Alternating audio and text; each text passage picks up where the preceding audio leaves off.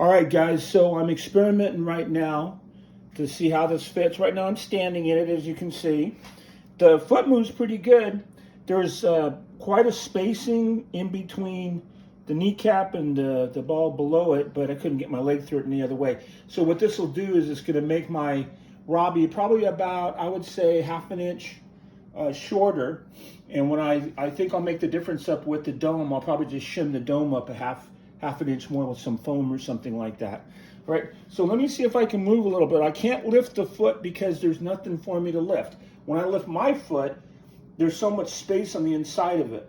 All right, so if I move like this, you can say I can move, I can slip it. And it does slip in here back and forth. That's only because it's not adhered right now. It's not glued right now.